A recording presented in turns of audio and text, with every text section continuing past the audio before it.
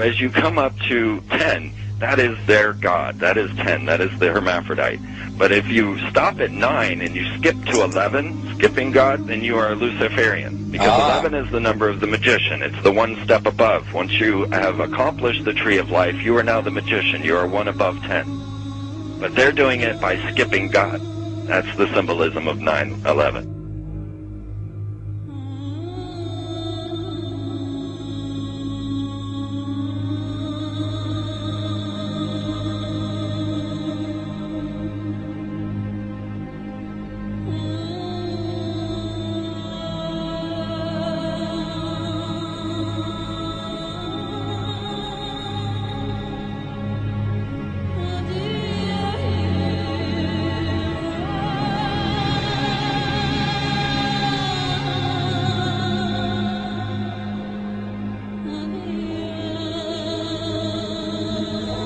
It is a big idea, a new world order.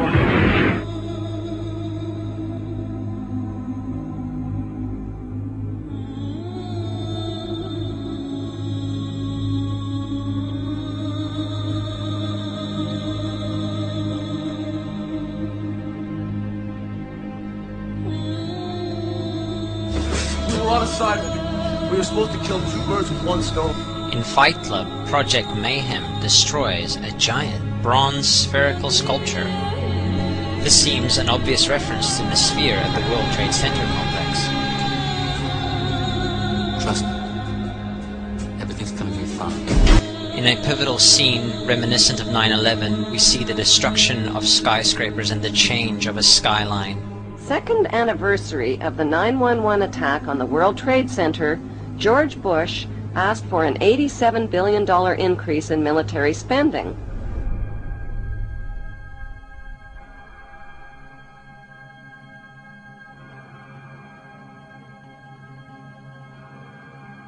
In 1904, Crowley would receive the Book of the Law soon after meditating in the King's Chamber of the Great Pyramid. He claimed he had been contacted by a being called Aiwass. Crowley would also use this symbol in his work. Some of its meanings are said to include a reference to the number 77 in Hebrew and a connection to the god Pan. Crowley made this drawing of a non-human intelligence he saw during a ritual. Synchronous 23 has made the connection between Aiwass and the Wizard of Oz, and has further pointed out the similarities between Crowley's grey alien-like drawing and the depiction of the projection of the Wizard of Oz in the film version. The much overlooked theory has been put forward on the internet that when we are looking at George W. Bush, we are actually seeing Aleister Crowley's grandson. I have suggested that this video footage of George W. Bush reading The Pet Goat, coinciding with the start of the 9/11 mega ritual, is in fact a dedication of the 9/11 mega ritual to the great god Pan by Aleister Crowley's grandson.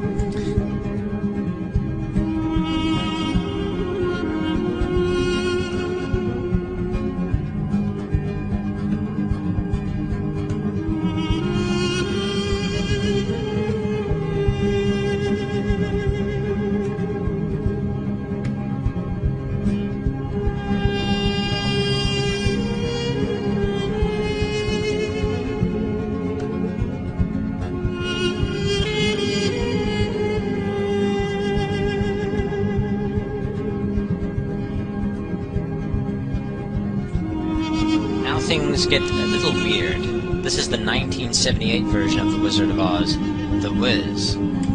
Again we see the Emerald City connected to New York. On arriving at the end of the Yellow Brick Road, Dorothy and her companions go through the circular portal. Through the door we see 3 pyramids. Behind the pyramid shape, in between the pyramid pillars of the World Trade Center, we see the sphere, the representation of the Kaaba.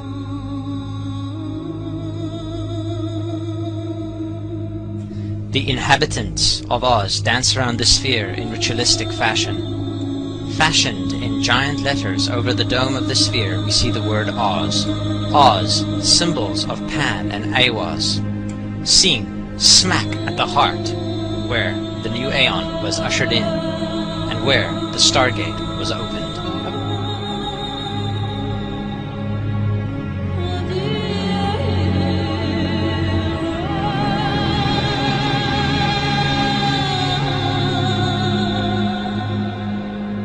Between the Twin Towers is called the Spherical Caryatid. It was made by artist Fritz Koenig and was nicknamed the Sphere.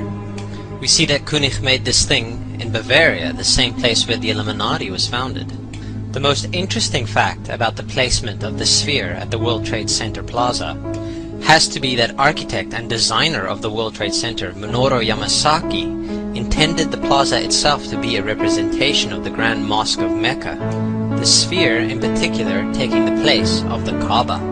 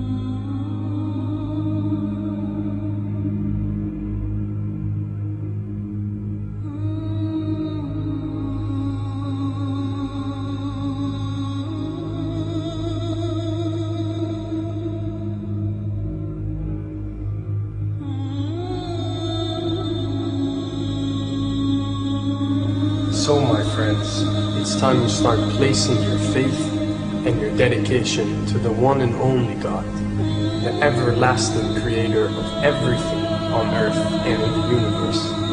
He is greater than anything our minds can comprehend. Do you know how many times Muslims are required to circle the Kaaba when they visit it? 7 times, each counterclockwise. Would you like to know why? You see, what binds us as humans to this life and to this dimension and to this earth is the limits of time and space. We are bound to this dimension and this reality through time and space. Hence, if one wants to leave this dimension or leave this reality, he needs to break away from time and space. So when you visit the Kaaba and you rotate counterclockwise, what does this practice actually do? It is literally helping you elevate your soul and elevating yourself to break away from time and space so you can touch something so unique and so beautiful and so powerful that it changes your life forever. And if you don't believe me, ask anyone who has visited the Kaaba how he or she felt or how their lives have changed ever since.